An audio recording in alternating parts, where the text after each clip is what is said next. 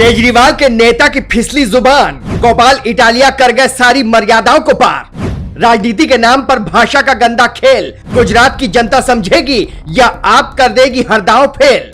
व्यक्तिगत अपमान का कब होगा खेल खत्म, लगाम लगेगी या यूं ही आगे बढ़ेगा चलन। कहा जाता है कि भाषा आपके व्यक्तित्व का दर्पण होती है, जैसे आपकी भाषा होती है वैसे ही आपका व्यवहार होता है। लेकिन राजनीति में इस बात के मायने पूरी तरह पलट दिए जाते हैं। अटल बिहारी वाजपेयी, मुलायम सिंह यादव, जवाहरलाल नेहरू जैसे नेताओं ने राजनीति में कट्टर विरोधी रहते हुए भी भाषा की शुचिता को बनाकर रखा। राजनीति में मतभेद तो अव्वल दर्जे के हुए, लेकिन मनभेद कभी सामने नहीं आया। व्यापक परिप्रेक्ष्य में कहें तो सन 2000 से पहले की राजनीति दल हित से ऊपर उठकर देश हित में काम करने को वरीयता देती थी। यही कारण रहा कि हमें सन 2000 से पहले के दौर में विरोधी दलों के बीच कटु भाषा का प्रयोग देखने के लिए कभी नहीं मिला। लगभग हम सभी ये जानते हैं कि पूर्व प्रधानमंत्री अटल बिहारी वाजपेयी जी की सरकार एक वोट की कमी के चलते गिर गई थी। ऐसी विकट परिस्थितियों में भी अटल बिहारी वाजपेयी ने आपा नहीं खोया और अपने विरोधियों को अपनी महत्ता बताते हुए लोकतंत्र में विपक्ष की भूमिका को स्पष्ट करते हुए अपने पद से त्यागपत्र दे दिया।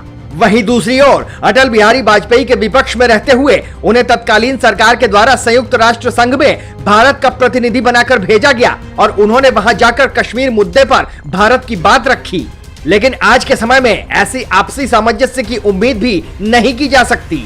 लेकिन सन 2000 के बाद की राजनीति ने ऐसी करवट ली कि मतभेद मनभेद में कब बदल गया इसकी कानों कान खबर किसी को नहीं हुई और वर्तमान में हम लोग ऐसी ही कटुता के आदी भी हो चुके हैं। इसका सीधा उदाहरण आगामी गुजरात विधानसभा चुनाव से पहले देखने को मिला, जहां स्वघोषित कट्टर, ईमानदार और काम की राजनीति पर दावा ठोकने वाली आम आदमी पार्टी के गुजरात प्रदेश अध्यक्ष गोपाल इटालिया ने प्रधानमंत्री के लिए नीच शब्द का इस्तेमाल किया।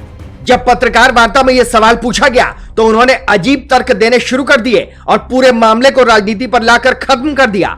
उन्होंने कहा कि उनकी भाषा गलत हो सकती है, इसके लिए उन्हें या तो गोली मार दी जाए या फांसी पर लटका दिया जाए। पटेल समुदाय से होने के कारण भारतीय जनता पार्टी मुझे निशाना बना रही है।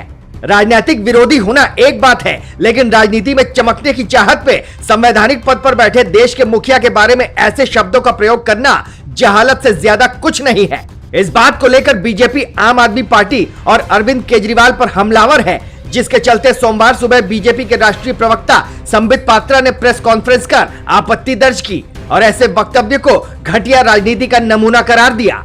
बीजेपी ने मणिशंकर अय्यर और अरविंद केजरीवाल को एक ही तराजू में तौल दिया। आपको बता दें कि सन 2017 में गुजरात विधानसभा चुनाव के दौरान कांग्रेस नेता मणिशंकर अय्यर ने प्रधानमंत्री को नीच इंसान कहकर संबोधित किया था, जिस पर भारतीय जनता पार्टी बिफर पड़ी और इस मुद्दे पर अच्छा खासा विवाद सामने आया था। हालांकि कांग्रेस पार्टी ने इसे उनका निजी बयान बताकर इस वक्तव्य से किनारा कर लिया और प्राथमिक कार्रवाई करते हुए उन्हें निलंबित भी कर दिया।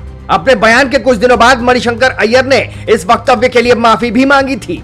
ऐसा नहीं है कि ऐसी आपत्तिजनक भाषा का इस्तेमाल किसी एक पार्टी विशेष के द्वारा ही किया जाता है। हर एक पार्टी में एक न एक नेता ऐसा मिल ही जाएगा जिसकी जुबान पर ऐसे खूंखार आपत्तिजनक शब्द हर समय तैयार रहते हैं।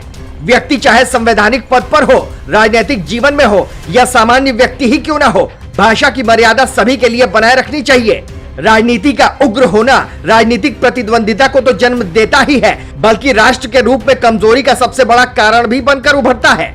इस पूरे मुद्दे पर आपकी क्या राय है, हमें कमेंट कर जरूर बताएं।